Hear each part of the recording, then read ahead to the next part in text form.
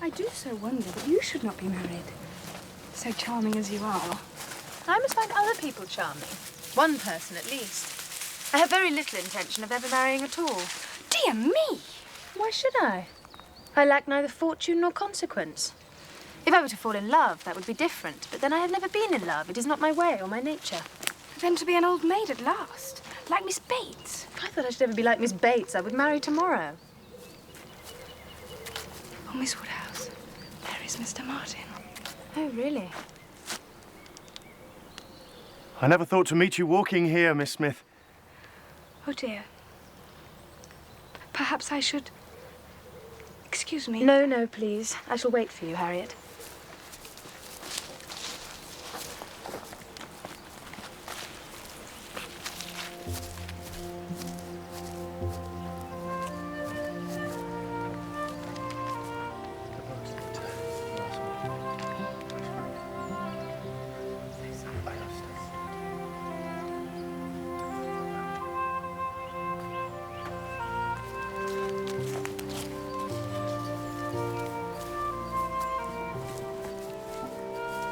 Only think about happening to meet him.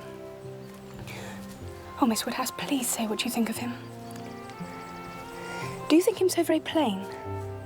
He is very plain, undoubtedly. But that is nothing compared with his entire lack of gentility. I did not expect much, but I had no idea he could be so very clownish, so totally without air. To be sure. He is not so genteel as real gentlemen. Indeed, no. Consider Mr. Knightley. Consider Mr. Elton. Certainly he is not like Mr. Knightley. But Mr. Knightley is so very fine a man. And Mr. Elton, who has paid you such particular attentions. You must see the difference. Yes. I suppose there is a great difference. And I think Mr. Elton is becoming very fond of you. Harriet, have you ever had your likeness taken? My likeness? Don't you think she makes a charming picture? Oh, yes, indeed. You have given Miss Smith all that she required. She was a beautiful creature when she came to you, but you have made her graceful and easy. Oh, no, she only wanted drawing out. Oh, I shall never do justice to her. Do you see, Mr. Elton? Her features are so delicate, and yet there's a peculiarity in the shape of the eyes and the line about the mouth. Exactly. And that's just what you've called. There she is, to the very life. Mr. Elton, I've scarcely begun. Oh, but these are excellent. No, nothing like. You will see when they come. My sister Isabella and her children. They would never keep still. Her husband, Mr. John Knightley. He is not so bad, but Isabella said it didn't do him justice. So I resolved to give up portraits forever. At least where there are husbands and wives in the case. Ah, yes. But there are no husbands and wives in this case. Or should I say, not at present. Perfection. Absolute perfection. Miss Smith has not those eyebrows, I think. Oh, no. I cannot agree with you. You've made her too tall, Emma. Oh, no. Certainly not too tall. Well, consider, she's sitting down. And the proportions, must be preserved. It's very pretty. But, my dear, she seems to be sitting out of doors with only a little shawl over her shoulders. It makes one think she must catch cold. But, Papa, it's supposed to be summer. A warm day in summer. Look at the tree. I regard it as a most happy thought. The placing of Miss Smith out of doors. And the trees touched with such inimitable spirit. Miss Woodhouse, might I appeal for the commission of getting the picture framed? If you would trust me with it, I could ride to London at any time. No, I will be bold and insist that you entrust it to no one but me.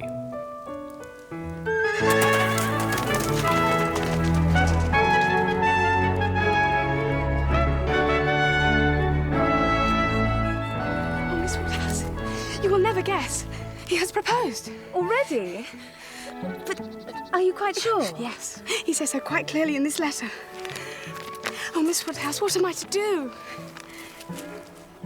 But this letter is from Mr. Robert Martin. Yes. Didn't I say that? Do you think it is a good letter? Is it too short? No, it is a good letter. A very good letter. Much better than I should have expected. So, how should I reply? Oh, Miss Woodhouse, please advise me. Oh, no, the letter had much better be all your own. But your meaning must be quite clear. No doubts or demurs. You need not elaborate on your sorrow at his disappointment. You think I ought to refuse him, then? Harriet, are you in any doubt? I had no notion he liked me so very much. I lay it down as a general rule, Harriet, that if a woman doubts, she certainly ought to refuse him. But do not imagine I want to influence you. Oh, no, I'm sure. But if you would just advise me what I had best... I don't mean that. As you say, one's mind ought to be quite made up. Do you think I'd better say no? Harriet, you must be the best judge of your own happiness. Do you truly prefer Mr. Martin to every other man you've ever met? Harriet, Harriet, do not deceive yourself. Do not be run away with by gratitude and compassion. Miss Woodhouse, as you won't give me your opinion, I think, yes, I have now quite determined and have almost made up my mind to refuse Mr. Martin. Do you think I'm right? Perfectly, perfectly right. Dearest Harriet. And now I can tell you what I could not tell you before because I would not influence you. Had you accepted him, I would have lost my friend. I could not have visited Mrs. Robert Martin of Abbey Mill Farm. Now I am secure of you forever.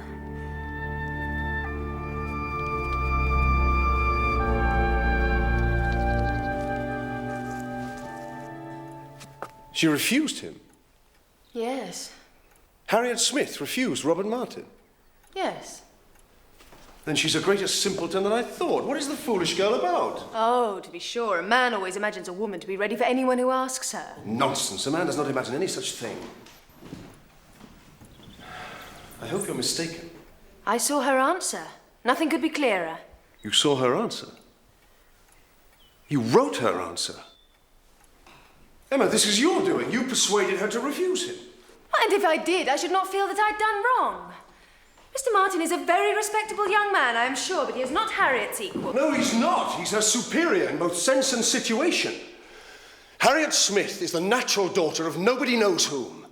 A girl with no connections, a parlour boarder at a common school. She's been taught nothing that is useful. She's pretty, she is good-tempered, and that is all. My only scruple in recommending the match to Robert... You recommended it? Yes, I did. My only scruple was on his account. I felt he could do much better, both as to fortune and as to securing a useful helpmate, but I could not reason so to a man so much in love. And depend upon it, he had encouragement from her.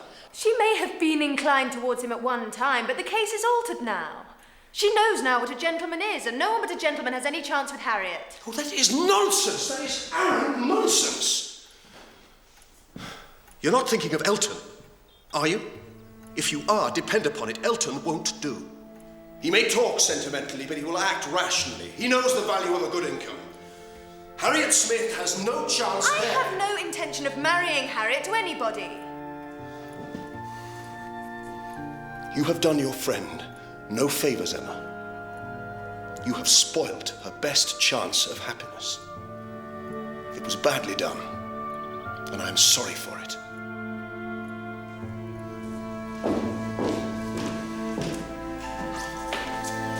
Good day to you.